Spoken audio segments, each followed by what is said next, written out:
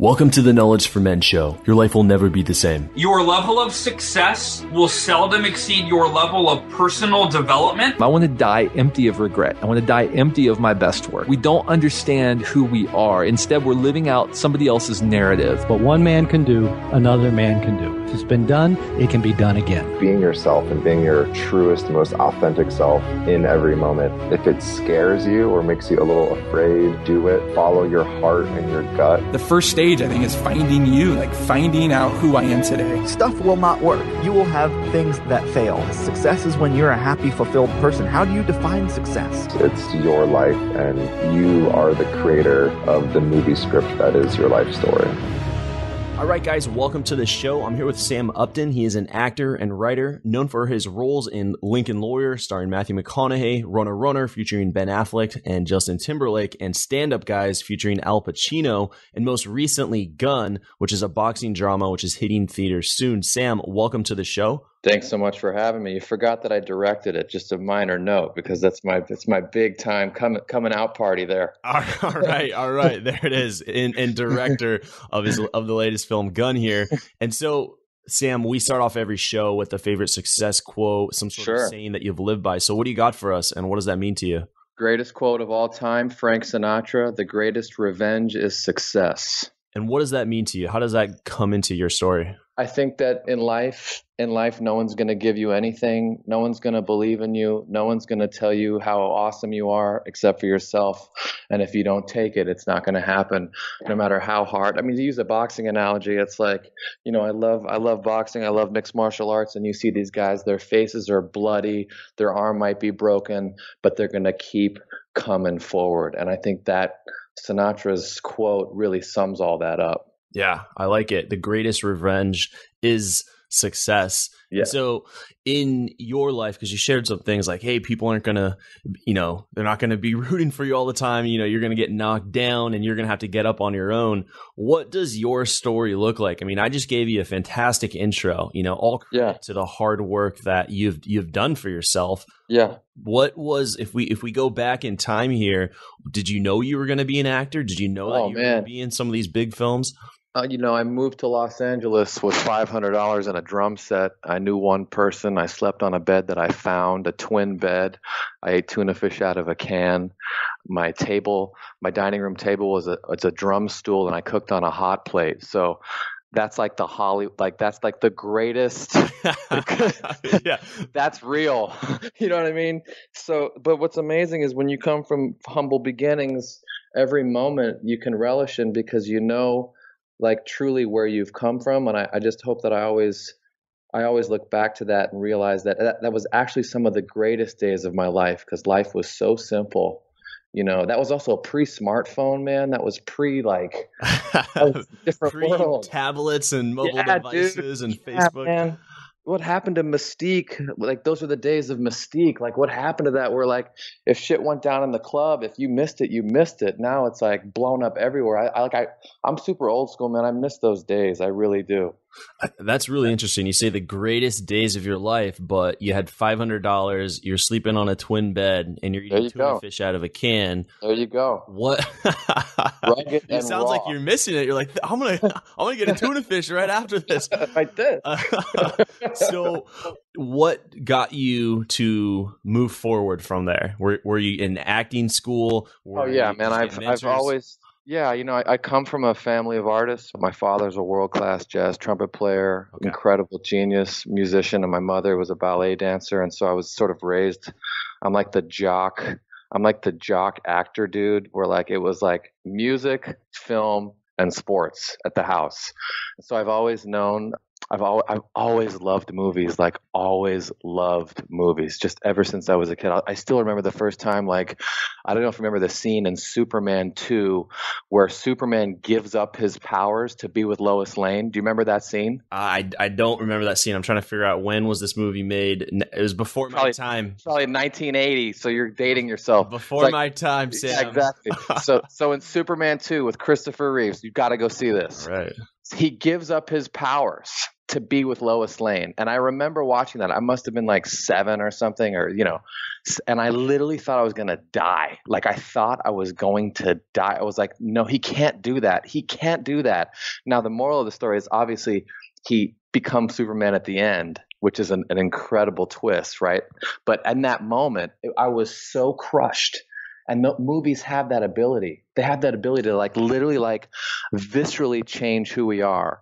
And so it's just my hope that this film that I've made can have the same effect maybe on a couple people here and there, because I've been so affected by so many hundreds of movies that, movies encompass all the arts. They encompass the musical arts, the theatrical arts, the visual arts. It's everything. And that's what makes it so incredible, man. That's why, even to this day, when I'm driving around Los Angeles and I see a bunch of honey wagons and trucks, I'm getting goosebumps right now. I'm like, oh my God, I wonder what they're shooting. I wonder how they're shooting it, who's in it, who's directing. It's a whole thing.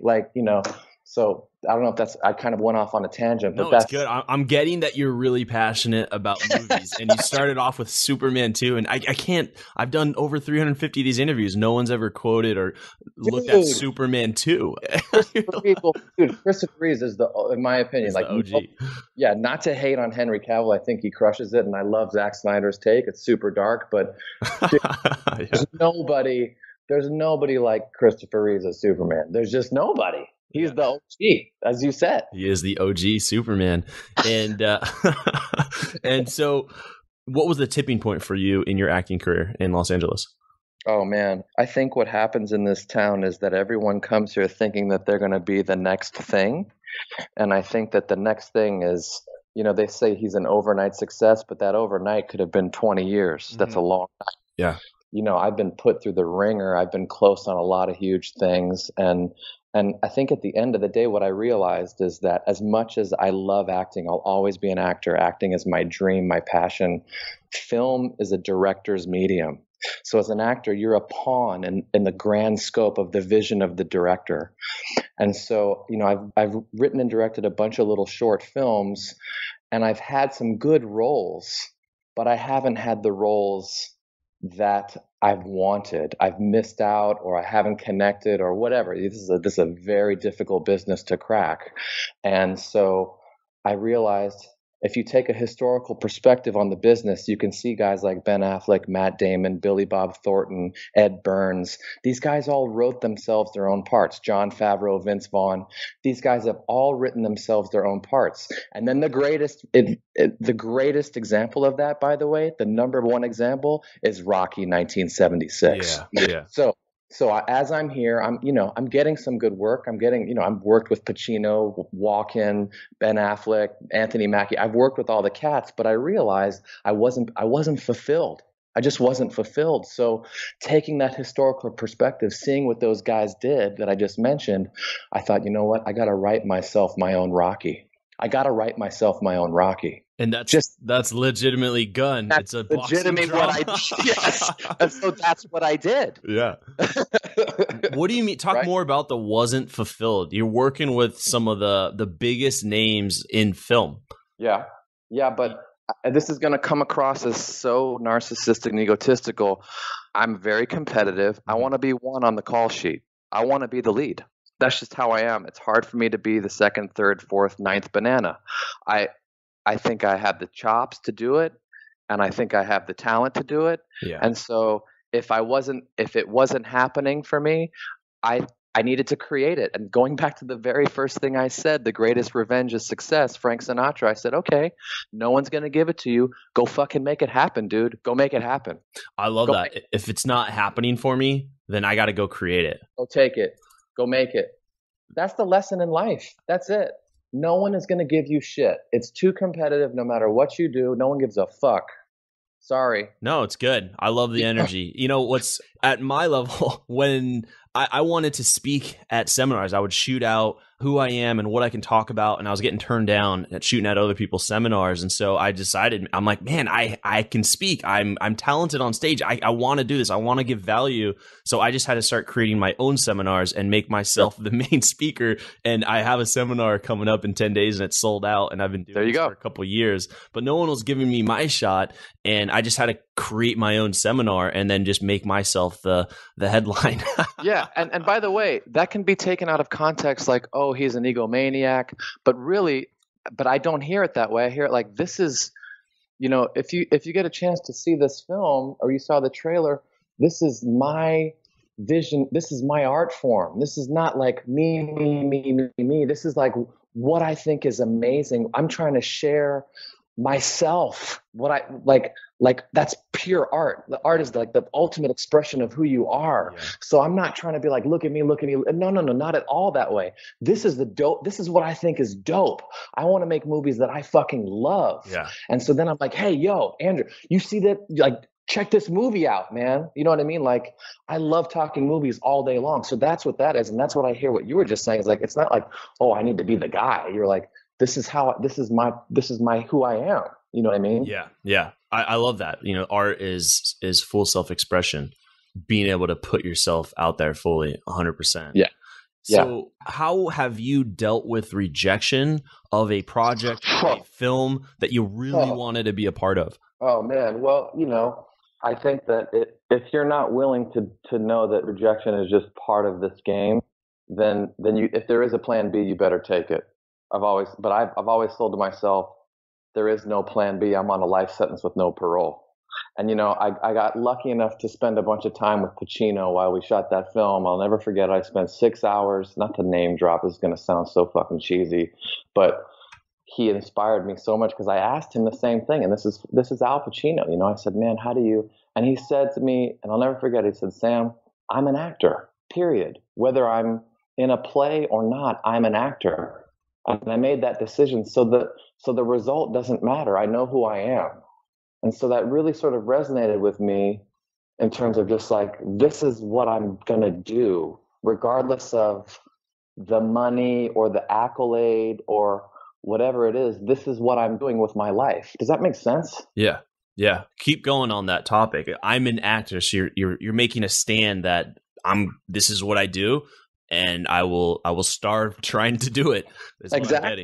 Exactly. And I grew up with a musician father who I saw that never reached the critical or financial success that he deserved, but he had his own demons that he dealt with. But one thing that he always, the greatest thing he ever gave me is, going back to superpower, like he gave me the superpower. I watched him where he didn't give a fuck what anyone thought.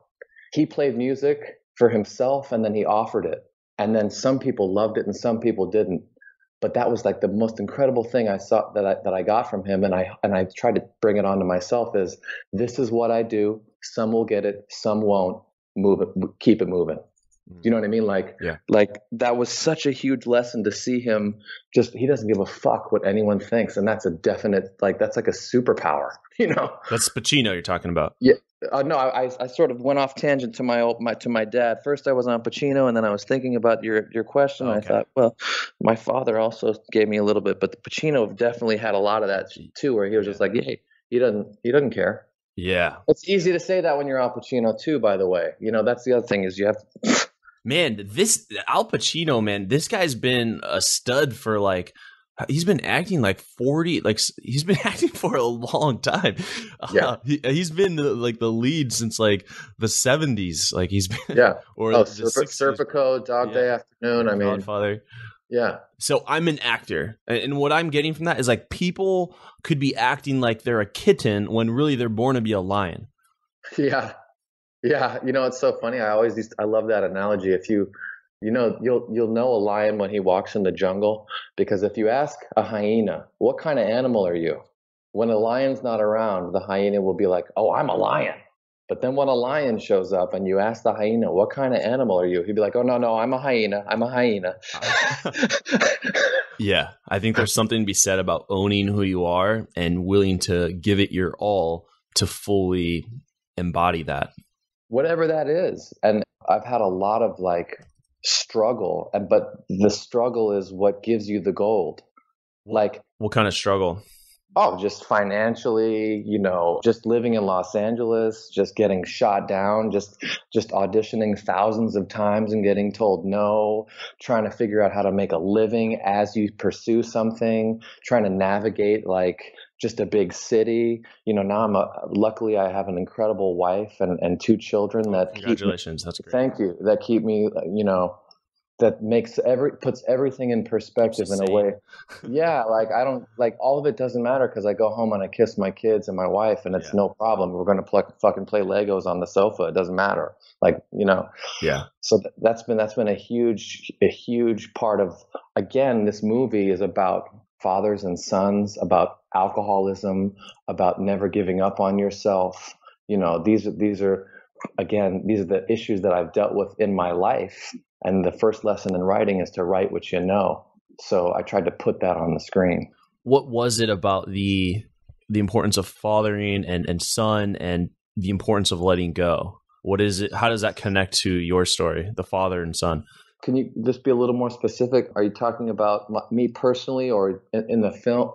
Yeah. So absolutely. Yeah. You personally, what is the relationship there? Why did you want to talk about or do a movie and express yourself and put in the topic of father and son as a theme? I think for every man, that's a universal relationship. Is the relationship of a father and a son hits home with everyone. When you're trying to mold a screenplay, there's always some dynamic. You always are thinking about, okay, who is his dad? Who is this? And in my own life, I have such a strong relationship with my own father. And then I was going back to other movies that I love that I was trying to emulate in this film, like Ricky Schroeder and John Voight in The Champ, which I was hugely inspired by. If you haven't seen that, you should race home right now and watch it. I was, again, going back to Rocky, hugely inspired by Rocky. There was a lot of Mickey Rourke and The Wrestler in this film. So it's a universal theme, right? Of a father and a son and what kind of relationship that is. So it was it was a no-brainer for me. You know what I mean? Yeah. Do you think, I want to talk even just the current state of fathers and sons, where do you think it is today? Well, I think that a big problem, a challenge that we face as parents is technology. It's made it so that people say that the world is smaller because of technology and the smartphone, but I almost feel like as a parent, it's the biggest challenge because there's no more boredom. And boredom is where art comes from. And boredom is where ideas come from. Yeah. I was talking to one of my friends the other day. He's this incredibly talented world-class drummer, my boy Dave Elich. He plays with everybody. He was saying, man, Sam, the only inspiration I get now is in the shower. And I was like, what are you talking about? And he's like, well, it's the only time I don't have my phone on me. And I was like, oh, fuck. That's because now with Twitter updates and Instagram updates, we're married to this thing. And going back to your question, if an adult is married to their phone, they have a very difficult time being married to their children, right? Being present, yeah. Being present. So I think that it takes a lot of awareness to try and separate from the gadget. And again, I'm old school. I want to go outside and throw the football with my son, t-ball. We go to the park all the time. And I think that's where it can start. Just a simple thing like that, turn the TV off, no phones, go play outside. Yeah. Interesting. I had another guy not too long ago who's like, showers is the only place where I can find some solitude. And not good. Also airplanes. You can usually get some good time for yourself. But now, a lot of the airlines are offering it on there. You're like, no, I'm taking that away from me. But another place too where I find some good just me time is on long hikes where there's no internet when you're up high or you're away from civilization and you're out in nature. I find that it's a good short getaway. Mm-hmm. It's an incredibly difficult challenge when you're a parent.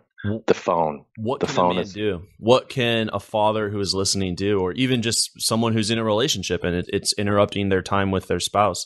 Well, I think the first thing is to be aware of it. Most people don't want to be aware of it. They don't want to admit it. Yeah. But literally, you sit down at the dinner table or you go out to lunch with or to eat with people, and I love it when the first thing they do is they put their phone on the table. Just subconsciously, that means that I've got something else that's more important. Yeah, in case this thing goes off, I'm going to answer it. Okay? I'm going to answer Just letting you know. Right.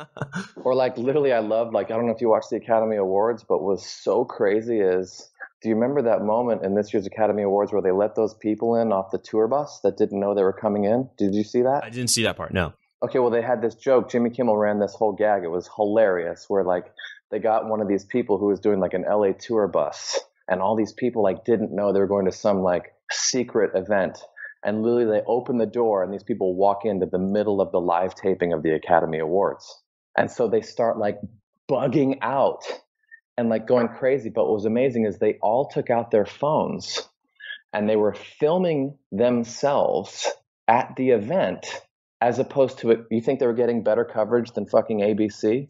Like, right? Like, so they were not experiencing the moment, but trying to capture the moment again, right? To relive the moment again when they hadn't lived it truthfully the first time, right? And so going back to what we're talking about here with being with a son or with your kids is, how about just, from 5 o'clock to 7 o'clock, the phone is turned off. Just try like try an hour. Just turn the phone off, turn it off, right? And just see what happens. That could be a very like simple task, very easy first thing. You know what I mean? Because I see a lot of parents like they're playing with their kid, but then like they're texting while they're playing, and their son will be like, Dad, and they're like, one second. Right. So they're not even really there. Right. And I think we're gonna have like studies, or they've already done multiple studies that's gonna come out and have proof of that. It's just changed the way our brains are developing, Yeah, it's like wherever we are, we want to be somewhere else. You could even be on vacation and you have this amazing view of the beach or mountain, and you're on your phone. And it's like, or you're on your phone checking email. It's like when you were working, you wanted to be on vacation. When you're on vacation, you're working. Yes, exactly. Wow. Looking at some of the things we've talked about here, it's been really, really powerful just hearing your story, and also the film here, Gun, for all those listening to check it out. When does this thing hit theaters? Well, we're trying. It's an independent movie. It's a small movie, so we're trying to get theatrical distribution. But we're headlining the Beverly Hills Film Festival at the Chinese Theater on April 26th, which is kind of a big deal. The Chinese Theater is maybe in Hollywood, the oldest theater on earth, one of the most famous theaters. So I'm thrilled for that. That's going to be great. And I really think that this movie is going to register with audiences, and so hopefully the right smart distributor will pick it up. And Netflix. Exactly. Exactly. Netflix. Someone that works at Netflix has got to be listening right now. They've got to be. Check it out. So in your experience in Hollywood, Los Angeles, what differentiates those actors and those directors and those people involved in making the films versus those who don't make it? So those who do make it, what are those guys doing, and women, and what are those other people doing that don't make it? Oh man, if I could answer that question, I don't think I'd be in the place. I mean, that's like the $1 million question. There's so many things that go into making it, and I think that actually is even within the semantics of what you just said. What is making it? Right. Because really, for making it is to be a good person. That's making it. The rest, if you're for me, I'm not motivated by money and fame. I don't think fame is something that I ever want. And by the way, it seems like a nightmare. And not to mention, like, our whole society is completely addicted to fame. It used to be like, if you were talented, you were famous. Like if you could tap dance, if you could sing, if you could paint, like if you had something to say, then fame came. But now the first motivation is fame. People want to be fame and infamy are the same. If you got a fat ass on Instagram and you got 15 million followers, you're famous. Yeah. And that's so you ask me, like, that person is successful, I guess, in a way, but I would never want that. I just want to make dope shit. I want to have the ability to make incredible art. And then I hope that people love it. And I hope I keep getting the opportunity to do it over and over and over again. I love that. Have you seen that commencement speech by Jim Carrey? Oh, you know what? A bunch of people sent it to me and I haven't had the chance to look at it yet, but I'm going to look at it. I didn't know Jim Carrey was such a philosopher. Deep. I didn't know he was so deep, but he has a quote which is relevant to this where he says, I think everybody should get rich and famous so that they could realize that it's not the answer. Right. Exactly. For me, I have 2 amazing kids. I have a wife. I have my health. I mean, I'm not missing anything. Like, life is amazing. My life is fantastic. I'm here. I'm pursuing my childhood dream. What's missing? Nothing. Yeah, exactly. It's like the act of doing what you want to be doing creates that is the success. Is the success. Like, are you nailed it? You just nailed it. Just nailed it. Done. I don't have to do any more interviews. Yeah, over. We're done. Over. We just got the answer. We figured it out. You solved it. And so what happens to someone when they are not? So such as they're the kitten, but they're really supposed to be a lion. They're not in alignment to what it is that they are meant to do or how they are supposed to express themselves. I mean, there's always going to be confusion in the world, and that's why it's called confusion. I think it starts with your family. I think so many people have had a horrible upbringing, and they're playing catch up their whole life because they haven't unwound the neurotic, umbilical cord that their parents created for them. Right. And that's like just a gigantic 800-pound gorilla that sits on the back of their shoulders, whether they acknowledge it or not. You know what I mean? Yeah. So, yeah. Gosh, I don't even know how to answer. I think that someone would be very susceptible to falling into anything that is instantly gratifying, such as like drinking or drugs or video games or porn or just anything that can quickly take away the thought of thinking about their own life and just boom, great video game. Well, yeah. You seem like you're a cat that loves quotes, and so I'm going to quote a movie from my film that I stole from an incredible woman, and she said, "There's 2 types of people in this world. There are hedonists and stoics. Now, a hedonist will do whatever they can to feel good, but a stoic does what's right, no matter how he feels." So the hedonist does whatever he can to feel good. The stoic to feel good does what's right. Does what's right, no matter how he feels. No matter how he feels. What that quote is saying is to piggyback what you were saying. The quick fix of feeling good, the drugs, the sex, whatever it may be, is actually not the right thing to do, because doing the right thing doesn't feel good all the time. Yeah.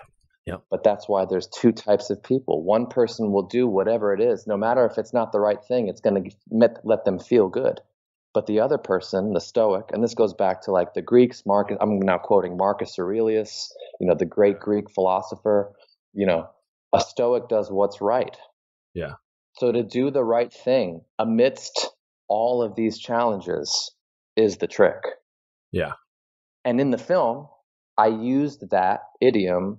And that's basically the whole story of the film is Joe starts off as a guy that only does everything he can to feel good. And then he has to learn, without giving the film away, how to do the right thing to feel good. Yeah, so this guy, the protagonist here is an alcoholic ex-prize fighter who then encounters there's a big challenge, and then he makes his comeback into boxing. Correct. And I could give away the whole plot line of the movie, but I'd rather not. But we can get it. I'm going to watch it when it's available on Netflix, because we already know it's going to. There you go. There you go. I'll wait for then. I think this comes back to your quote too. Just the greatest revenge is success, and it seems like the protagonist has a lot. He got washed up, and then now he's to prove himself again. But yeah, not to go too deep into it. I love the story and the plot line here, and just the direction that this interview has gone. Yeah, I think we all have that choice to do what feels good in the moment, or we can do what's right. And it's always usually it doesn't feel right. Usually the good thing is hard. Even little things like going to the gym, you don't really feel like it, but you gotta do it. Or having that tough conversation, it's going to be tough, but you got to do it. Thoughts and actions are what create a real man. Thoughts and actions, not feelings. Because if you get stuck in your feelings, well, shit, I feel like a cheeseburger and a 6-pack every day. So, but that's not going to get me anywhere. My thoughts and my actions will get me somewhere. Thoughts and actions. Do you have a group of men or actors or other people in your space that you get together with and have these types of conversations? I think in life you're lucky if you have one or two people that you can talk this way with.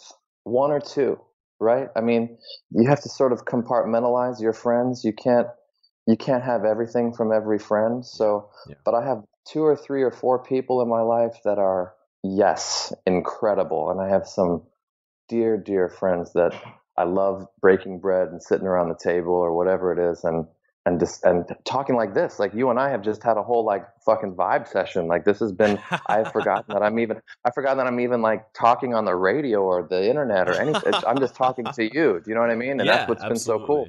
Yeah, this has been very powerful. And I think it's important for men to have that, because I think a lot of men and women, of course, but obviously, we have a mostly male audience here, to have someone that they can have these types of conversations with. Because if you're not, I feel like, one, obviously you're missing out, but I think just gets you clarity. And I think there are a lot of important questions that need to be answered in this journey of life.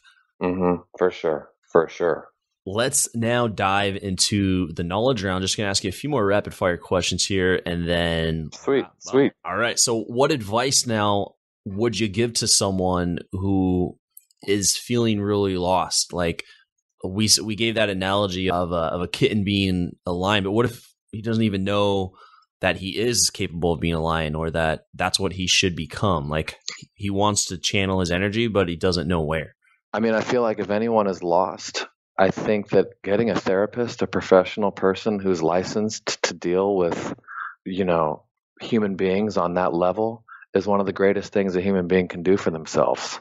So first thing I would say is if you're lost and you need guidance, don't go to your friend, don't go to your parents, go to someone that's neutral and that's trained. Yeah. And that could be a game changer. That could be a total game changer. But people think, oh, I got to go see my shrink. I don't know. Somehow it gets a strange negative connotation, which blows my mind. Like this is someone that's trained their whole life. And if you find the right person, it could be the single galvanizing, most transformative thing that could ever happen to you in your life. That's what happened to me, by the way. Yeah. So what do you go do that? Go find that person. Yeah. Get some help. Yeah. And what do you think is holding most men back from becoming stronger, grounded men today? They're stuck in their feelings. They're wusses. They're girls. They think they need to feel good to do good. It's the opposite. What is that opposite? Do good. Your actions and your thoughts are what make you a man. Well said. And now, what have been 3 of your most influential books and why that you've read? Cutting Through Spiritual Materialism, number 1. Gosh. Crazy Wisdom, number 2. They're all by the same. Okay. They're all by the same author. Crazy It's all the Wisdom. same author. All right. Crazy Wisdom. I'll check it out. And I would have to say, wow, The Path is the Goal. All by the same author. What's the author's name? Oh, you know what? No, let me do this. The third one, The Spiritual Teachings of Marcus Aurelius. Okay, great. And who are the first 2 by? What's the name of the author? Crazy Wisdom and the other? Cutting Through Spiritual Materialism. Yeah, is it? Chogyam Trungpa Rinpoche. Try that, spelling that one. Yeah, CHOG. So Chog Yam, CHOGYAM, Trungpa. Yeah, TRUNGPARINPOCHE. All right, there it is. So the audience can get it there. And so, Sam, how old were you when you came to Los Angeles? $500. 20. Okay. So knowing what you now know today, and if you could sit down and talk with 20-year-old Sam who just arrived and he's loading out of his car his little drum set and his little probably studio in LA, what would you tell him to do and what would you tell him not to do if you could sit down with him, 20-year-old Sam? Oh man, what a fucked up question. Oh my God. You know what's amazing? Actually, what's amazing? Because I would be completely ripping our whole conversation if I didn't say the following. I would tell him to do I wouldn't say anything. I'd smile, I'd pat him on the back, and I'd say, you know what to do, you know how to do it. Respect your brilliance and see it through. Because really, all the journey up to this point is how I'm up to this point. So to give him, it's like to tell him, it would change the space-time continuum. I feel like I'm, Morty, what's his name from Back to the Future? Morty, 5.1 kilowatts, Morty, the space content. You know what I mean? It's like, I feel like I'm Michael J. Fox. Like, yeah. you know what to do. You know how to do it. Respect your brilliance and see it through. I'm just laughing at the Michael J. Fox thing, but yeah, I think that's very right. Refreshing. That's what. I think that's refreshing for us listening to this. It's like to even if we're going through a tough time right now, it's like, hey, this is a part of it. Mm-hmm. And all your manure is your gold. All of your shit and your neurosis and your problems and your issues are actually your gifts. And that's how you can truly relish in it, is that all of your crap can be galvanized into something incredible. But you just have to figure out the vehicle and how. And that's why being an artist and being a filmmaker is so important to me. And that's why this movie is so important, because I figured out that I could take all of that stuff and I put it into the movie. And so the movie has all of that. And I used all of the pain and all of the struggle and all of the tribulations and all of the problems in the character, in the writing, in the shooting. It's all in there. Wow. Gun, everyone. We got to check out Gun. And Gun. I'm excited. I'm looking at it here on IMDb. The photo looks real raw. It looks deep. It looks like it's powerful. It looks like a movie for men too. And I think it really is going to connect with my audience. You nailed it, man. This is an alpha movie. This is not some metrosexual sissy. This is an alpha dudes movie. We got real boxers. I take real punches. I'm taking real shots in the movie. This is a man's movie. So you fucking nailed it. Man, so when you're shooting that and you're taking real shots, it's like it better be one take. Is that what you're thinking? I wish I could say it was, but I got my bell rung a few times, and then I was like, okay. All right. This one's got to work. Otherwise, I'm not going to be able to finish the film here. Okay. So, yeah, that wraps up the knowledge on there. Powerful content coming out of Sam Upton here makes me really want to see the film, and just how passionate you are about your work. I'm excited for the film and when it comes out. So just kind of a question about the film industry here. So movies are made before there's a distributor, and now is that like the second piece? It's like you make the film, and then do you have to sell the film to different distributors, and then they decide if they can make money off of it? Yes. Yes. So it sounded like you didn't like that. You're like, yeah, unfortunately. Unfortunately, this is a movie made outside the studio system. Okay. So that means that this was me tap dancing for loose change on the 405 freeway trying to raise money to make the film. But again, that's why it's got so much heart and so much grit. And thank God that people saw the vision. And we had so many incredible people. My girl Layla Ali came and did the movie. Mark Boone Jr., who you guys have seen on Sons of Anarchy, is a monster. He's unbelievable in the movie. Jared Abrahamson, who plays my son, he's on this next Netflix show called Travelers. Jared kills it. Cassie Thompson, who's been in everything, is amazing. Kate Vernon, who is in Malcolm X and all these other shows, she's amazing.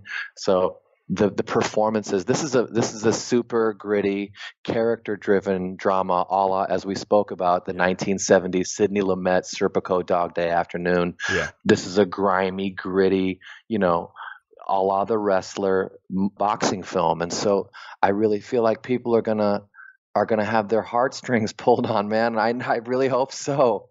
Yeah. So how can we? How can we support you? All the listeners, thousands of guys are listening. What can we do to help this? Everybody email Netflix right now. Tell them, hey, I heard about this movie. I'll email Netflix for you.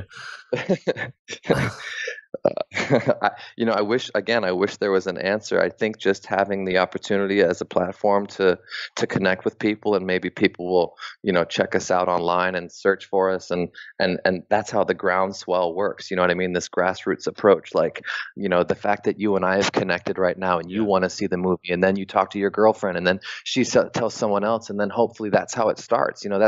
That's how these Cinderella story movies come out of nowhere. We're doing it. We're doing it. You know what I mean? Yeah. Yeah. The first thing is we'll drop the trailer. I'll get you the trailer, and then all of your listeners hopefully can look at the trailer, and then they'll be like, oh, wow, I want to see that movie or not. You know what I mean? But I think the trailer's pretty fucking dope. So that's the first thing. You know what I mean? I'm a big fan of, have you seen Whiplash? Or I'm sorry, not Whiplash. Yes. What is the boxing one that guy does? Bleed for This. Bleed for This. Exactly. Yeah. Both good films. Yeah. But yeah, Bleed for This is what I was thinking of. Yeah. So I like that a lot. And this looks like it's, you've got to see The Champ. You've got to see The Champ. Yeah. Have you seen The Champ? I haven't seen The Champ. The Champ. Okay. Again, I'm giving you throwback. Andrew, I'm giving you throwback. Oh, dude, 1979. I don't know, man. I'm just kidding. I'll check it out. You got to go. Right? I'm telling you. Ricky Schroeder was nominated for an Academy Award. He's 12 years old in the movie. Okay. John Voight is at his best. All right. Also, Faye Dunaway is incredible. You have to see this film. You're going to be teary the whole time. I'm telling you. Go see The Champ. How passionate you are about films. You're like quoting all these different people from films. Yes. It's great. It makes me want to see it more. You got to know, dude, you have to know your stuff. I'm not just I'm not as dumb as I look, man. I better come with the heat, dude. Come on. Are you kidding me? This is how you make great movies, is you try your hardest to maybe even touch the fucking shoe of some of these films. That's how you have to do. If I was an athlete, I'd be watching Michael Jordan. If I'm a basketball player, I'm studying every single thing Michael Jordan has done. I know every play, every shot, every dribble, every moment of his career, which, by the way, I do because he's like one of my idols. But I'm not trying to like play like some chump, right? Yeah. You know what I mean? Like, set your sights high and shoot for it, and don't quit. Yeah. Yeah. Okay. Here, I see that there was a Kickstarter here for Gun. Is it over? It's over. We did it. All right. Great. It looks like you got it there. We did. All right. For the audience, samupton.com. And you can learn more about Sam, his work, the work that he's done. And then also there's a lot of links here towards Gun, also the Instagram page, Gun the Film.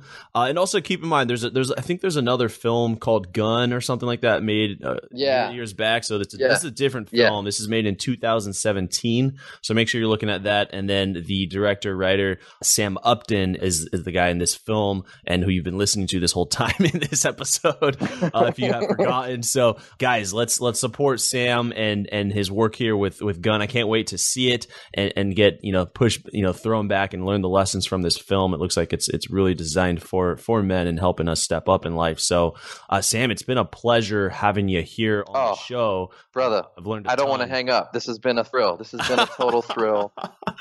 That's You've been amazing. And that's what I want to hear. Thank you so much for your time. Really, this has been a real joy, and I hope you get to see the movie.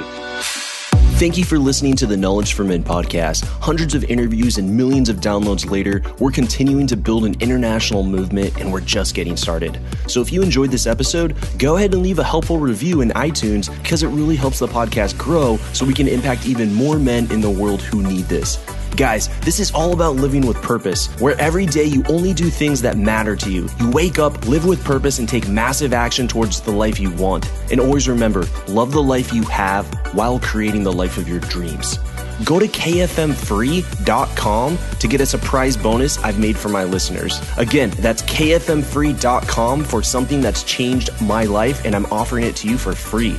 Also, check out my Amazon best-selling books that I've written for you to help you crush life at kfmauthor.com. Again, that's kfmauthor.com to see all the books I've created to help you break through in life. This is your host, Andrew Farabee, founder of knowledgeformen.com, and I'll see you in the next episode.